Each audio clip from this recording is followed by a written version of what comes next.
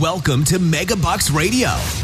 Conversations with successful entrepreneurs, sharing their tips and strategies for success. Real-world ideas that can put megabucks in your bank account. Here's your host, Nina Hirschberger. Hello, this is Nina Hirschberger, and welcome to today's show.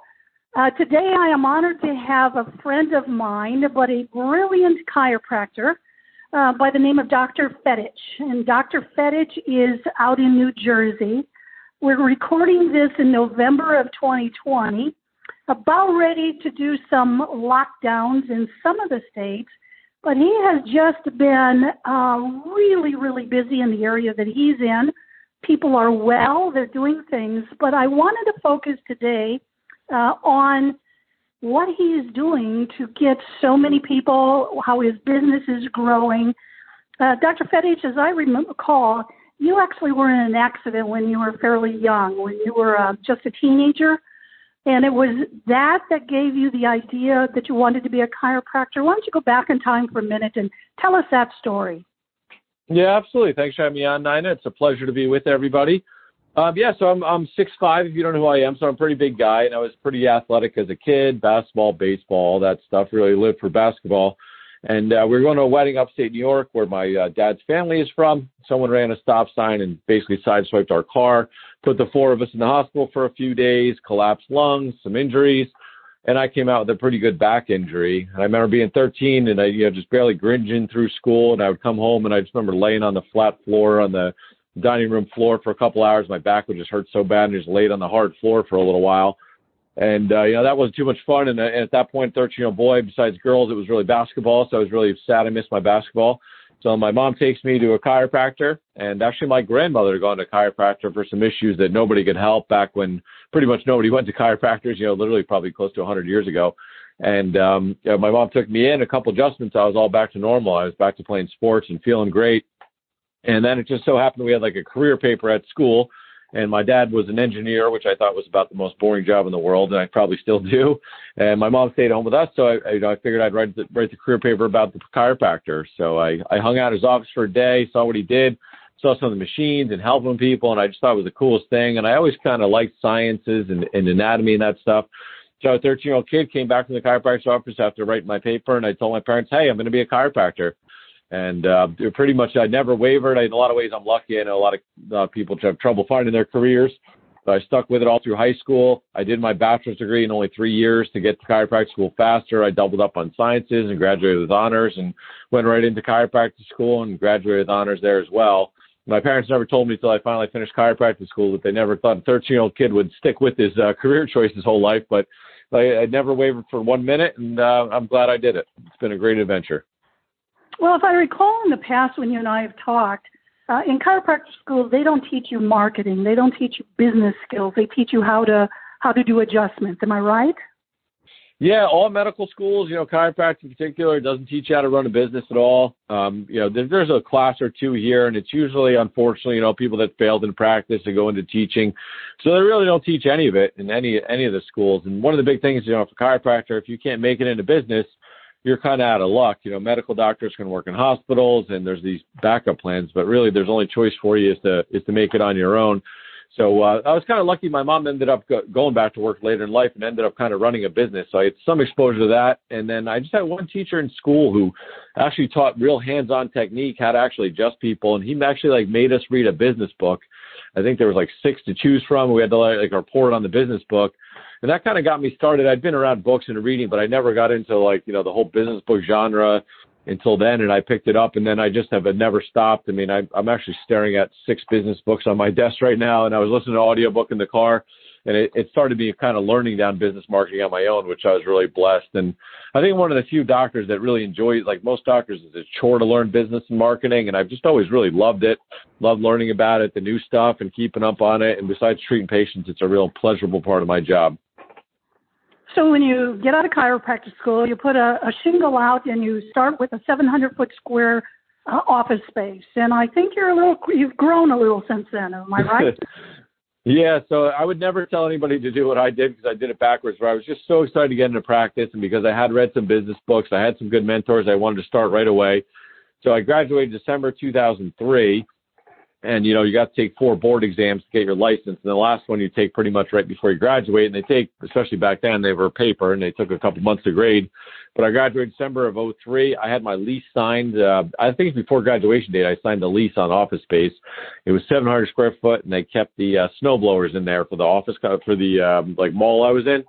So, and the deal was I had to fix it all up myself. It was pretty inexpensive rent. And so I was in there painting and carpeting and buying used stuff. And it was a real hodgepodge place putting it together. I was driving all over, getting used equipment. And I already had the lease signed. So if I had failed my board exams, I'd be in some awful big trouble, as I already had a lease. But, and I think I ended up, by the time I bought stuff, if I had $500 in my bank account, that was a lot. But it made me go out, and I had to work and get patients right away because the bills were coming, rent was due. So it made me hustle. But yeah, I turned that 700 square foot office. We took over the space next door about 4 or 5 years later to 1,400 square feet. Then we outgrew that after a few years. We moved to my office. It's about 4,500, 5,000 square feet.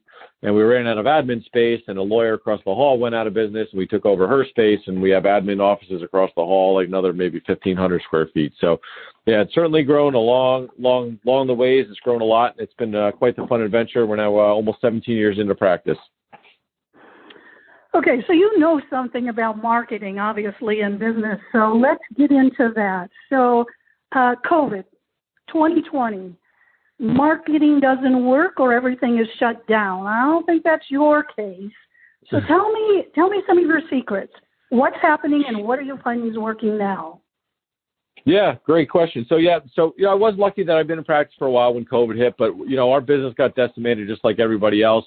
We went from seeing 350 patients in 1 week to 150 the next week to 90 the next week. So, within 10 days, our business went to, 30% of what it was real quick. So I made some pretty good business move. We had to lay some staff off for a real short term, but we were hiring them back faster than they wanted to come back, to be honest with you. I was kind of begging people to come back because we grew it back so fast. Through basically a lot of recall programs. So, with more time in my hand, I was really hitting up Facebook and some mailing programs. But I'll walk you through. We had two or three things that worked really well for us. One, I'm a big Dan Kennedy fan, just like Nina is, and study his stuff. But we did a lot of multimedia. So what worked really well to get our numbers back up in the beginning, we did a recall postcard. We took a funny picture of me with like a goofy hat on, standing next to a skeleton. And, we basically said, we want you back. It's safe. We had a discount for their first visit back. I think we gave $20 or $30 off their first visit back in. And we also gave them a premium or freemium type thing, which those guys teach. It was a free hat, which was the goofy hat I was wearing, or a T-shirt when they came back in. And we were really selective with the list. So the parameters were, they'd been in. We didn't just mail it to any patients that had been in the office, but the people that were real regular patients, and then stopped coming in from COVID, basically. So people that were coming in 4 or 5 times a year at least, and they hadn't been in the last 3-4 months since COVID hit. So we mailed them that postcard. We had really good response. We matched the postcard with a Facebook ad. So another really good recall strategy. We upload the list. And we do this before COVID, but you upload the list of inactive customers to Facebook, and you can target them with ads. And we've been doing this for years. It's one of the most effective, least expensive things you can do, especially in healthcare, but any business. So you upload your list, target them with a Facebook ad. So we targeted them with a Facebook ad that matched exactly the postcard they got in the mail. And then we sent an email, which matched it as well. So we uploaded the email list and emailed them the same offer. And we hit them with a second postcard. So they got 2 oversized postcards. They got a Facebook ad for us for probably like 60 days. And they got probably 2 or 3 emails, all with the same message. So reinforce the same message. We want you back. It's safe and healthy here. And here's a discount for your first visit back. We'll give you a free gift for coming back in. And that pretty much almost got our numbers back to normal, just that campaign right there, doing that for 60 days. And, of course, people started coming out more and that stuff. But hitting that up worked really, really well to get people back in. It was a real nice multi-step campaign. But I think one of the reasons it was most successful because we did do multi-step. They got a Facebook ad, an email, and a postcard, and 2 postcards. And that really helped ramp up our recall numbers during COVID. Well, oftentimes businesses don't even have a list. I've seen that time and time again. I think of restaurants. I think of all sorts of different businesses. The fact that you had a list was the number one most important thing. Do you maintain that list in some sort of a health database, or is it in a separate kind of a database? Yeah, good question. Yeah, good point. So many people don't have lists, and I'll even talk to other doctors, and because we're in medical, you pretty much have to give people your names and address, even if you're not good about taking it. So we've always had it. We do use our medical software to maintain it all, but certain people don't use it or sort through it. Like all these softwares can tell you who hasn't been in a couple months, what type of insurance people have, how many visits they use. So just having the data is really important. Keeping up on the data is really good too. So we mail, we do a monthly patient newsletter like most people should, and you get back dead addresses every month, or people moved or passed away or whatever happened. So keeping the list up to date is really, really important, which we're always fanatical about. But then, like you said, just having the list and using it, be able to sort through it. I was always amazed how many places I never hear back from, like especially during COVID. You haven't been to the hair salon in a couple months. You didn't get a postcard from them or an email or anything, or, really much of anything. So keeping in touch is really important. And like I said, keeping a list and keeping up on the list is really important. Those names go dead real fast. People move, they pass away, they divorce, all that stuff. So people, it's really important to have a list and keep up on it. And then secondly, like I said, sorting through that data, not just blasting everyone with the list. The reason that campaign works so good is because we sorted. They had to be in at least 4 times during the last year, but not have been in within the last 3 months, because they're in yesterday. I don't want to give them an offer or say we miss you when I just saw them. That doesn't look good. But I wasn't going to waste resources on a big campaign like that and somebody hadn't been in 5-10 years, because they're less likely to recall. So I think having the list and then being able to sort through it's really, really important. And any business can get a list. People will say, oh, it doesn't work for me, but you can always get names and addresses in exchange for something, and it'll work for you. So I got 2 questions. One is, what about HIPAA laws? Did you have any kind of issues, sending something? No. So with a healthcare provider, if you're in the office for, I want to say it's within a year or 2 years, maybe you're allowed to contact them by coming into the office. And we have a disclaimer on their intake form as well. But I'm pretty sure the HIPAA laws say if they've been in within, I think, a year or 2, you're allowed to contact them unless they tell you not to. So that is a nice thing. Okay. Second thing is, did you actually send that printed newsletter out every single month during this whole pandemic? Yeah, we never stopped. I almost stopped like the first month, and my newsletter rep has been with me forever. I use Stony Brook Publishing. They do a lot of like chiropractors and dentists, and my rep is awesome. She knows me really well and does stuff for me. But yeah, the first month I almost talked myself out of it, and she talked me back into it. So we didn't stop the newsletter. I'm always playing with parameters. I fine-tuned it a little bit. Like you said, we used to do 2-year active patients, and we fine-tuned it down to people that have been in at least 4 times in the last year. So our patient database is like 10,000 names now. So it just we can do it on mail too much. So I've tightened up the list a little bit, but I've never stopped. I don't think I've missed a month of a paper newsletter in I don't know how long. So how many do you actually move? So every month you're massaging your data so that you can just pull those people out? Yeah, that's what I was always doing 2 years active that they've been in within at least 2 years. And then that number started getting bigger. Then you always had the one person that came in from a promotion one time, or you didn't take their insurance and they're never going to come back. So my parameters seem to be working. I was doing for years. They had to be in the office at least 4 times. There's 1 or 2 times. They're probably not good customers. So 4 times in the last 2 years, I've been doing for years. And just recently, our list is getting bigger and bigger. So I've coned it down to 1 year. So they had been at least 4 times in the office within the last 1 year. Now we have the list of everybody else. I can pull their names out, but that's just who I've been spending my resources on. And how many does that mean? How many are you mailing out? That's probably, with 1 year, we're probably down to like 1,500, 1,600 names for the 1 year. Okay. The 2 year was like 2,500. So yeah, I've just been fine tuning that as the list got bigger. I think 2 years is good for most offices that do stuff like this. But like I said, our list is getting so big, we went down to 1 year. And part of the other thing, those Facebook recall campaigns, I'm like, we can target everyone that's been in the office for the last 10 years for a couple $100 a month instead of spending all the money mailing them a newsletter. So that's another reason why we've done that.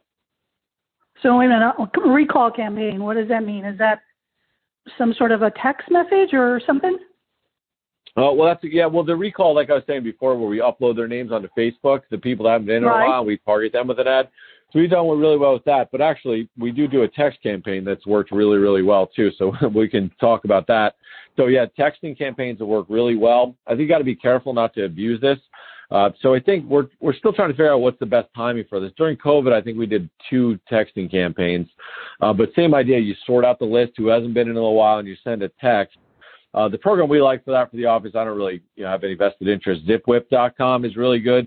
And basically you can, if you export your data into an Excel sheet, you can cut and paste up to 100 phone numbers at a time and send one text to 100 people.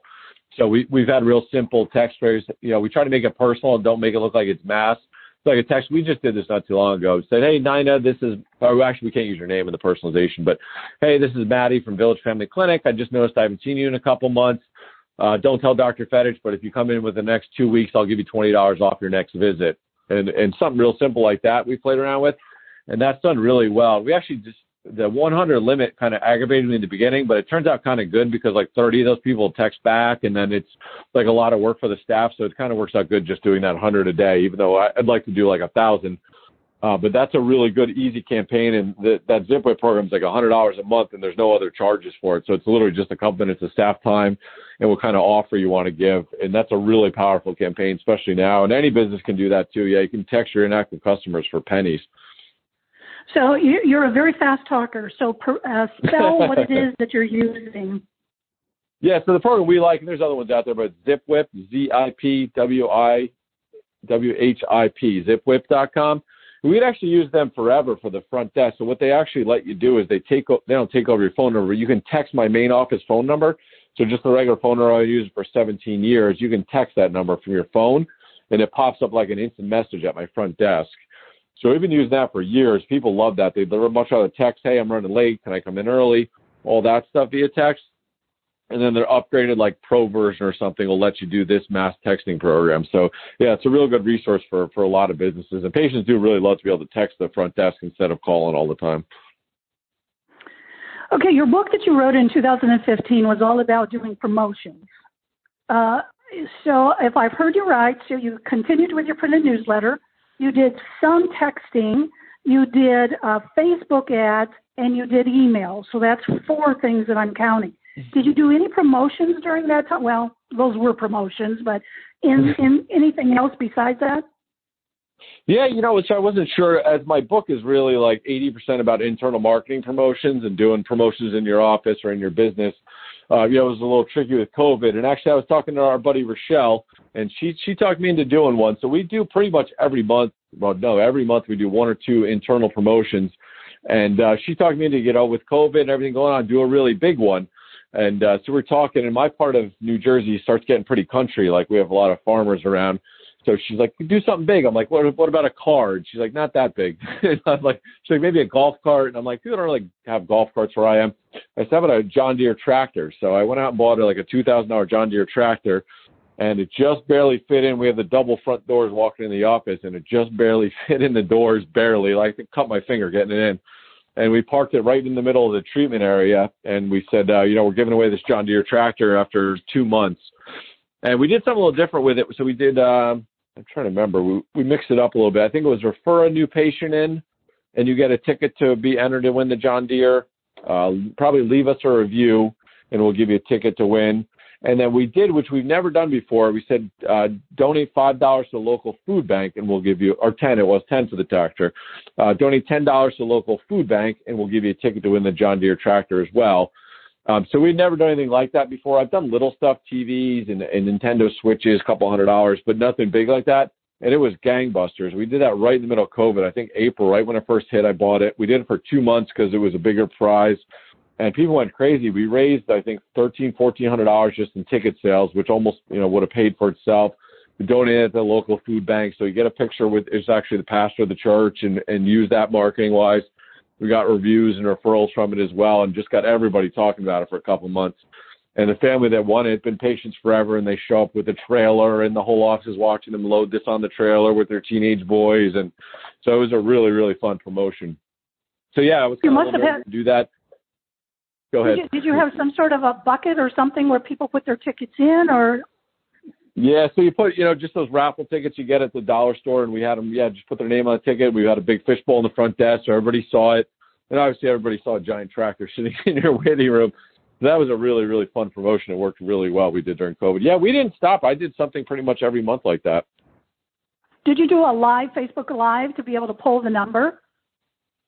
Yeah, we did actually. We did do a Facebook Live with the number with the pastor of the church. The food bank is ran by the church that's like right next to my office. And the pastor came over with the mayor and pulled the ticket live, which was good. And she, of course, she said his name. It was Daniel, and she said Danielle. It was pretty funny. I said, yeah, pastor. But so you got a lot put their name actually on the ticket. Yeah, then they pull it. Then, we send an email. Congratulations, Dan. You put it in the newsletter. Congratulations. So they get a lot of use out of it. So it was a really good promotion. So, okay, so that's one promotion. What else? You said you did them all through. What other promotions did you do? Yeah, so that worked so well. That was 2 months. The next month we donated, we did basically same thing with a Traeger grill, those wood pellet grills. They're like $800 grills. I happen to have one at home and I love it. And someone was talking about it and that worked so well. So let's do it again. So we kind of copied the same promotion. We only did it for a month. It was buy a ticket for $5 since it was a little less expensive prize. And that went, I think, the food bank again or something like that, or a homeless, something similar. And same thing, I think it was reviews or referrals. We always mix it up, referrals, reviews, or testimonials. Leave us a video testimonial so we can put it on our YouTube channel. We might have done that for the Traeger grill. So we did the Traeger grill, the same promotion the next month, and the same idea. You know, you do the live, you do the emails, you get it out there. And then the month after that, one of our biggest events every year since I've been in practice is the Patient Appreciation Day. So I was kind of scared to do that. And we've narrowed down the months by trial and error for years. It usually works best in September and like April, partially due to the weather in New Jersey, like summer vacations, and then we have winters bad here. So those months have always worked good. But after the Traeger grill and the John Deere, I said, let's try a Patient Appreciation Day. And in the summer, the restrictions were loosening up quite a bit, so we could do stuff. So we did an outside Patient Appreciation Day. I never knew how it would go, and we basically turned out the same numbers we would non-COVID. So we had a good turnout, just like there was no COVID. We kept everyone outside for the festivities. We had music outside. We had food outside, some games and stuff for the kids. We got a big bouncy house, and we do all that stuff outside, make a party. But we kind of kept everything outside for the COVID limits, and we had the chiropractic care inside, obviously. But yeah, it was a month that shouldn't done well. They shouldn't do well in the summer because people are theoretically on vacation. But the timing was good, I think, with COVID because they were starting to loosen up restrictions, and people were in their house for 4 months looking for something to do. But yeah, basically we got a normal turnout for a Patient Appreciation Day, which definitely shouldn't have happened in the middle of COVID. So that was our summer promotional calendar. Wow. So you talked about reviews. So are you talking Google reviews, and you talked about YouTube reviews? So are you encouraging people to actually do videos? Are they doing it in your office? Tell me how reviews work. Yeah, so reviews are really, really important, especially in healthcare. Google reviews are number one. I'm in a town of 10,000 people, and I think we have 240 5-star reviews. We average about probably 15 to 20 new patients a month just from Google reviews because we've had so many. So Google is number one. We also do some stuff with Yelp. I mean, they're a nightmare to deal with, but some people it's really important. My part of the country, it's not that important, but we do a little bit of Yelp. And we've done Facebook review contests as well. The contests, just like we talked about for reviews, are the best thing to do for it. You don't need anything elaborate like a John Deere tractor, but I've always tell clients it's just something simple like a TV. The easiest way to get reviews, throw a 32-inch TV on your front desk, enter to win this TV, leave us a review on Google or Yelp, and you're entered to win the TV. And just the same with a bucket and put their names in there. You left us a review. Here's your name. Here's your name. At the end of the month, you pick a winner for the TV. But we've done all kinds of stuff, beach giveaways, beach sets. We did Tommy Bahama chairs, all kinds of stuff to get more reviews. But those Google reviews, I'm in a small town. The next chiropractor has like 5, and we have 240 something. So every month, literally it's like 20 people a month come in. You have the most reviews. So it really pays for itself, and it pays for SEO. So most people, Google I would focus on. Yelp is really important in some areas. So if you have to deal with them, there's some other tricks. They're really tough to deal with, but you can get Yelp reviews listed. But Google reviews, so we focus on that a lot. I've kind of backed off a little bit because we have so many, but we do a lot with Google reviews. As far as videos, we do try to get video testimonials. Reviews are the number one thing we go after, and referrals, and then video testimonials are the next. So we'll do a contest. The same, I kind of, wish and wash that same formula. So we'll do the same thing, put a Traeger grill out there, give us a video testimonial, enter to win a Traeger grill, and we'll get a bunch of video testimonials. The staff will just do them on their iPhones, or we have iPads that we have for the office, for office stuff. They'll do that. We'll upload them on our YouTube channel and use them that way. We also have a testimonial page on our website. So when people are looking to check us out, there's like a couple hundred testimonials on our website. And we've done really well. Another strategy, probably one of the better Facebook strategies over the years that I keep going back to, is running video testimonials as ads on Facebook and then retargeting the viewers with an offer. So it's a little bit probably too much to get into now, but basically we'll upload one of these video testimonials, blast it out to my town. Anyone that watched at least half of it, will target them with an ad for some sort of offer to come in. And I've had things that work better than that on Facebook, but that's worked for, I don't even know, 8 years. It's worked. It's, not a home run, but it's a single double every month that we do it for years and years and years. So it's always nice to have a video testimonial, especially us. We're in a small town of 10,000 people. Like if you get a video testimony, somebody knows them. Hey, that's my neighbor John, and so he works even better because we're in a small town. But yeah, for most offices, especially medical, you're gonna reviews and testimonials are huge for you. So reviews, do you give them a piece of paper that they go away and they know how to do a Google review, or do they do it right in your office? Yeah, great question. So so Google reviews is a little tricky. There's two really good shortcuts that I probably shouldn't give everyone here, but two things to get more Google reviews, especially people, they don't know how to find you, they don't know where your Google page is. So two things to get that a lot easier. One is to get a URL shortener. So for us, if you just go to GoDaddy and buy a name and you forward where you leave the Google review to them. So if you go, instead of us trying to Google my name, find me, for our office, it's reviewvfc.com, reviewvfc.com. If they type that into your browser, or if you do it right now, it'll bring you right to my Google map listing exactly at the step where they leave a review. So having them try to figure it out on their own, they're never going to figure it out. So then we use that URL shortener everywhere. So we have little cards printed up in the office. Did you enjoy your visit today? Leave us a review at reviewvfc.com, and they can leave it right there. The other trick for that, too, is a QR code. So you'd basically do the same thing with a QR code. I was away from those for a while. It was so problematic, and you had to get an app and everything. But the new phones just read them right from the camera. So those funny-looking QR fuzzy codes, you do the exact same thing. So you have the QR code direct to exactly where you want the review to be left. And you can use them. We'll put signs up in the office and do that as well. In the office, you can have them do it right in the office. Patients will do that. The one mistake I've heard other marketing people teach is to have like a laptop on the front desk and have them leave them there. Google knows that that's all coming from the same computer, and that can get you in trouble. Some people say that have them all in your office. They obviously know where you are geo-wise, having them write them in the office. I haven't heard that's as big of a problem, but we will let people do that. We'll give them cards. And the other nice thing when you have that URL shortener is you can just email too. Hey, this month they're giving away a Traeger grill. Leave us a review at reviewvfc.com. You'll be automatically entered to win. So we use that URL shortener quite a bit. But you can have them do it in the office. Just definitely don't do it from the same computer. That'll definitely get you flagged. Okay, $2,000 for a John Deere tractor, a grill. I don't know how much those are, $500, whatever, a TV. How much are you charging to one of your adjustments? How much is the average ticket coming in? Yeah, good question. So one of the reasons we've been successful and one of the reasons we're able to spend this money on marketing is we do collect more per visit than the average office out there. So we're at about $75 per visit we're collecting now, and there's a lot of reasons why we're a lot higher. The average office is probably 45 or 50. So we are able to do a little bit more of this stuff. But to us, even how many people spend $2,000 a month on TV commercials? I'd rather spend it on a John Deere tractor that we get 2 months out of. And as we've been in practice longer, we do less and less external marketing where I don't do radio, I'm not on TV, I'm not spending a ton of money. We spend most of our resources targeting patients, but we do have a much higher than average case value here at the office, which allows us to do some of these things. Oh, why do you think it is? Why do you think people will pay you more? I mean, I know you've got, first of all, you're not the only chiropractor in there, right? You've got a staff of people? Yep, we have 3 full-time chiropractors here, yep. So why do you think they're paid $75 versus $45 or $50? Yeah, so our fee's a little bit higher than average office. We also have some technology. So like if you're just coming in for an adjustment, it'd be $65, which is a little higher than some people, but not outrageous. It's a little bit higher. And I think we have a more premium product. We have the latest technology. We have a nice big open office. We have a lot of fancy stuff here. We have some extras that we charge for, like we do spinal decompression, which is like an advanced traction of the spine, and that we charge extra for.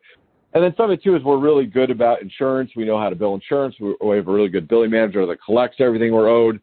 And we do some extra stuff, too. So, we've branched out into some side businesses. Like we're certified in CDL physicals, which are truck driver physicals. So when you drive any kind of truck, you need a certain kind of physical.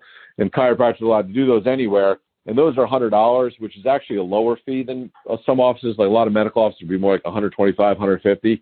But we charge less at $100, but that still helps bring my average transaction size way up from $45, $50 chiropractic adjustment. So we'll do 5, 10 of those a day at $100 a pop. So that's an extra cash in our pockets as well. So good billing, charging a little bit more, and having some extra services would probably be the key to us collecting more. So question, do you even do any chiropractic anymore, or are you pretty much doing all the marketing? I was at the point before COVID, and I had two associates that were doing most of the work where I was doing very little chiropractic, just my regulars. COVID got me back into like full-time practice, and now one of my doctors actually left to start his own practice, so I was taking over some of his patients. So I was working harder than usual. And now that I've got another full-time staff back up and trained, I'll be backing off treating a little bit. But I still have a pretty decent schedule of patients, and then I have 2 afternoons off that I spend with my family. I leave at 1 o'clock 2 days a week, and do the marketing and stuff as well. So I got a pretty decent schedule. So you said you've got a lot of technology. Give me a couple of examples. What sets you different than? So it sounds like you have an open. So they don't go into rooms. Are the beds just open in the middle there? Yeah, so for the chiropractic areas, we have 3 chiropractic tables. We have pretty much the most advanced tables, so they lay on them, and the tables actually automatically stretch them out. So that that's one thing.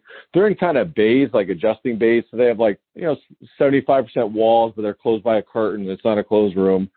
And then we have an open therapy area with a bunch of tables on it, and that's where we do things like ultrasound, muscle stim, all that stuff. But even in there, we have stuff most offices don't have. So we have the latest updated hands-free ultrasound machine, so we can stick the ultrasound probe anywhere on you, and the machine does all the work. We have 2 of those.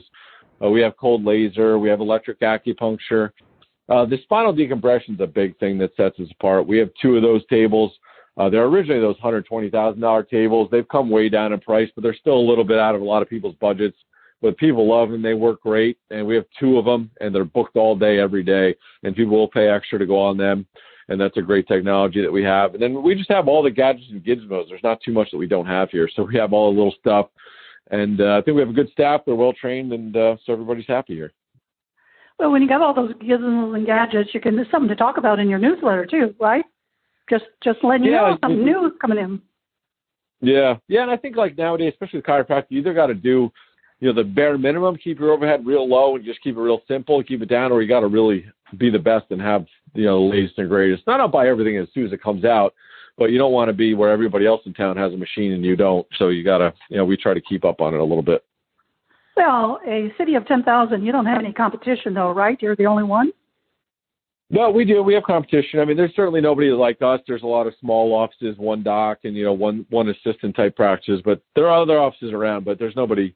Yeah, not really much of there's competition, but as far as I'm concerned, there's not much competition. Yeah, obviously that was a tongue-in-cheek question. I feel sorry for them, actually. They probably think, what in the world's going on? Why aren't we getting any of these people? Yeah, we've had one guy call and complain a couple times. That's why you're doing good. The closest one's called and complained a few times, but it's pretty funny. And actually, in my sub-town, my sub-town of 10,000 is 2,500, and there's been 3 or 4 chiropractors try to make it in this town that all went out of business too within not too long ago. My landlord actually didn't want me to open up because he said nobody makes it here. So there's been a couple that have tried. Oh, that's funny. Okay, I'm looking at the time, so we're just about done. But is there something else? Is something I didn't think about asking, marketing-wise, any kind of business? Because it doesn't even have to be a medical business. It can be, everything you're talking about, doing promotions, doing newsletters, doing Facebook ads, doing reviews, doing all of that kind of stuff can work with any kind of business. Is there it works with every kind of business. Might have? What's that? Yeah, all this can work with any business. Reviews are important. They're social currency for today. I think the one main thing for any type of business, we all want to, it's always sexy to get new customers, to be out getting new customers. But if you listen to our last half hour, 80% of it was recalling old customers and doing internal promotions. And, if you've been in business more than a couple of years, there's a lot more referrals, reviews, and internal business that can be generated from your existing clients, even if you only have a handful. But focus on rewarding them. Like you said, our budget for running promotions for our patients is up there. I'd rather spend the time and money, on our existing patients, getting them to come in more, refer more, doing internal promotions, and reaching out and recalling people, especially during COVID. Like I said before, so many places we used to go, we haven't heard from any of them, and just reaching out. They got pretty much anyone that hasn't been in has gotten at least 3 postcards from me now. They've gotten emails. They've gotten Facebook ads for almost the whole time, following them everywhere. So, make sure you keep in touch with your past customers and spend some more money on your existing customers versus always trying to go out and get new ones. That's a great, great thing. So obviously you spend money on marketing. Do you have a percentage of your overall budget that you use for marketing? No, I've never done that. I do have I do a loose budget. I've never been big into budgeting, but now, I'm always like, a Kennedy type person as long as the return's coming on there. But I always end up looking at it every couple months, and you don't want it ever to get above like 15% in an office like this.